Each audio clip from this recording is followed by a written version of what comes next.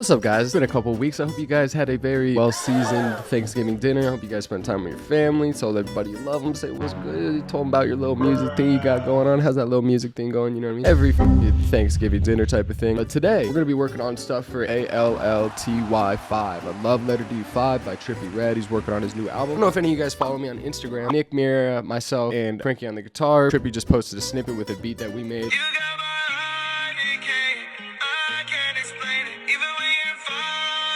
I wanted to show you guys the process of me actually making one of these beats. Get this video 4,000 likes. Take a bunch of random commenters for my new drum kit I'm working on. Also a bunch of loops for this type of thing. I mean, it doesn't cost nothing. Hit the sub button, you know what I mean? And just jump into this. I'm working on this kit with Frankie on the guitar. It's not done yet, so a lot of them are dry, but these are really hard loops. I'm trying to find something for Trip to start on.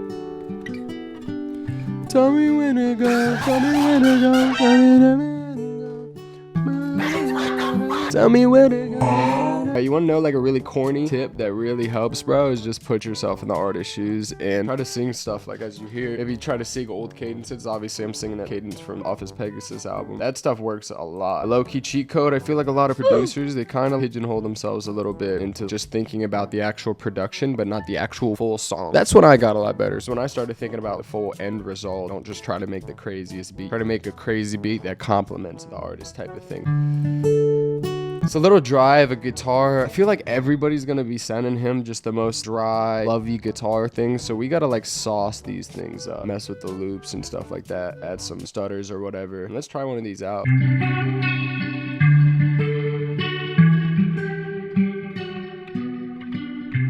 I think it's a little harsh all the way, but I'm already hearing a fire idea. Hit him with a little intro.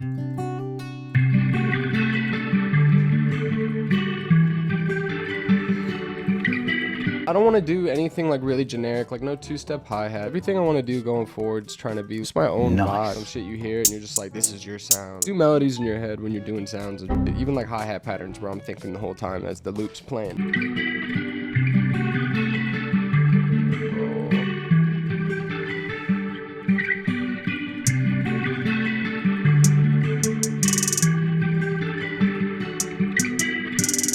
Is gonna be like an accent loop section, I guess. What we could do is add some type of echo on it. I'm gonna use Echo Boy for this, and I have a preset I use sometimes and fuck around with. I want this to sound really alive, like some real shit. What? So, come over here, I clicked Alt-R and just, I'm gonna fuck with the levels of like the velocity. Like I said, this is just gonna be a secondary pattern. Bring this all down a little bit.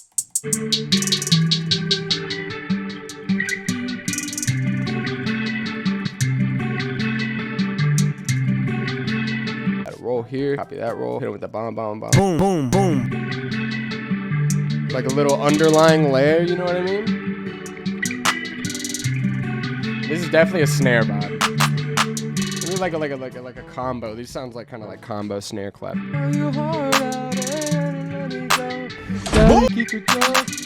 It sounds like that one Trip song. It also doesn't sound like that song. It does, but it doesn't. Just because you could do the cadence. That's what you got to do. You find out if it sounds like their voice could go on it, bro. It's just probably in the same key of something they would do, which is a good thing. You want to start thinking about that stuff. Once you actually start like copy a chord progression, nah, you got to switch it up. If you could hum a flow on a song with their voice, or you feel like you actually hear them on it, then you're definitely on the right track.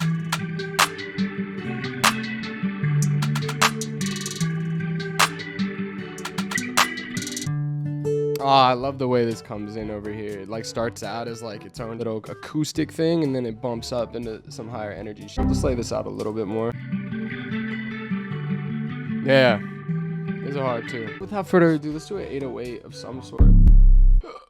That felt good.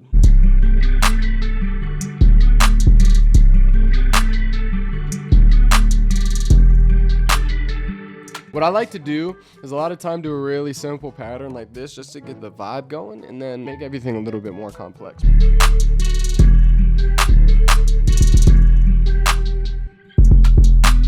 We could do this. Right? Come over here. A little break.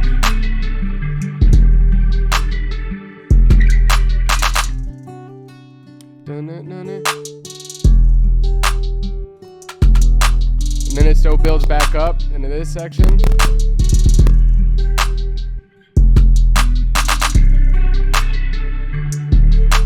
All right, so we basically got like a very rough idea of kind of the whole thing. We're gonna embellish on all of this a little bit more. Add a little bit of sound effects and like little ear candy around. Thumpy kick, how to get just a twerking kick. Oh my god, welcome. Twerking. Come over here, okay, turn everything up. Well, this one's gonna be good. This was already gonna be a thumpy kick because it's already clipping, but you would usually just use the boost knob here, or you can have it clip, get a little more thumpier but like compressed sound, or you can have it just completely. Hear it? No sauce for you guys. I personally don't like always having kicks hitting on every single 808. Sometimes I'll alternate it, sometimes I'll do like even little kick rolls like when there aren't 808s. If you want to, but I'm just gonna leave it like this part for now.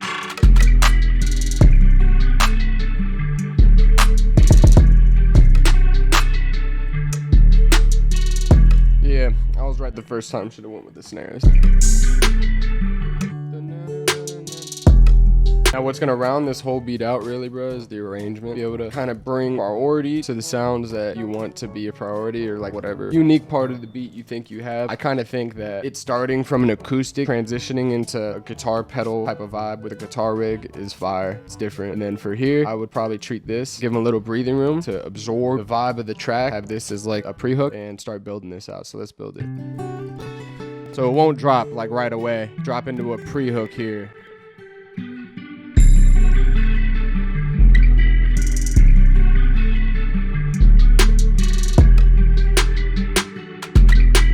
Here's what I'm hearing. It needs like some type of high part, bro. I'm hearing some high shit. Maybe because I am high. But that's near neither here nor there. So I routed this onto its own track. I pitched it up a whole octave. Bingo, bango, bongo. It doesn't even have the guitar rig on it. Maybe you don't even fucking need it, bro. Might just be one of them things that just stay up there. It's like a little flavorful accent.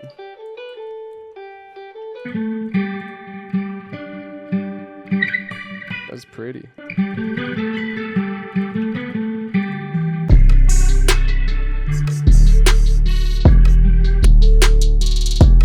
I wish I just randomized these notes.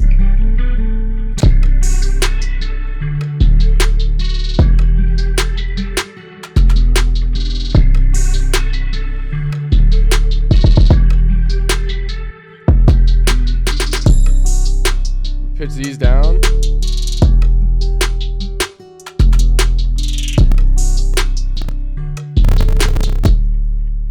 Come on, bro. We're almost done. You can get through this shit, dog. You can get through this. The last kind of touches I think it needs is like some risers, some things to like glue all the pieces together. Because right now what we have, I haven't even finished, so I should show you. We got the intro, we got the pre-hook, we got a hook. Honestly, might have it be pre-hook and then a 8-bar hook right here, and then go into the verse here. So that's what we should try and do. Switch it up a little bit. I don't like doing the same arrangement on every single track. Please. Please. Alright, let me say this. Fucking embarrassing me in front of all my fucking audience, bro. Stupid ass computer, bro. One important thing to realize, not what you add to the beat, it's what you take out of the beat. A lot of these things, you just gotta hear vision of the song. So like for the verse, you want a little bit of a more sparing section. You don't want as much sounds going on. Typically, you just copy over the bridge like this. I hear it going like this with the actual intro. Copy this. And then we gotta reintroduce this part here, and then that'll kind of be it. So then we copy it over 2 times. That gives you, you know, a good amount of the song. You got your bridge here. I'll probably let it go for a verse and then tail off on its own. So it really is just like a wave effect of manipulating the sample and then introducing sounds and dropping out sounds as you kind of go through. This will sound good too.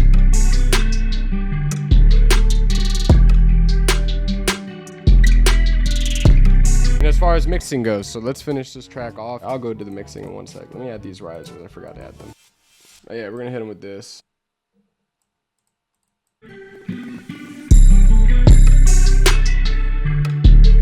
I usually do it by just how it feels to me and a bass level of like where I see the frequencies hitting. Usually the snare, get it right about here. I don't know all the technical stuff. I'm gonna be really honest with you. I've been in sessions enough where if it sounds good, I know how it'll translate, especially when our engineer fixes it up and stuff. I just don't want to be the guy to tell you guys a whole bunch of really scientific crass. What's that school called? Is it Berkeley School of Music? Berkeley College of Music. Yeah, I don't want to tell you a whole bunch of Berkeley College of Music ass things that I'm wrong about, and then little 12-year-old kid who's been studying this their whole life's just gonna shit on me in the comments.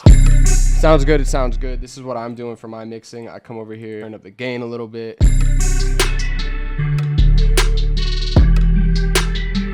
Anyway, be a little louder. Kick, I don't really care if it's clipping too hard.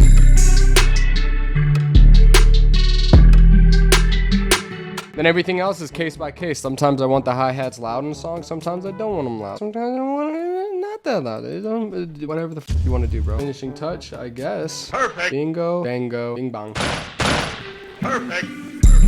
Fire track. I actually like this track a lot. Ah, this sounds fire. Shout out Frankie on the guitar for the actual loop. Shout out to you guys. Thank you guys for so much for stopping by, sticking with me as I'm trying to navigate how I want this content and stuff going forward. I'm gonna be going crazy. Please give me suggestions. Like I said before, this video to 4,000 likes. Send a bunch of commenters, some new loops, new drum kit, demo, and all this cool stuff. Working on a whole bunch of stuff right now. Yeah, thank you guys so much. Peace.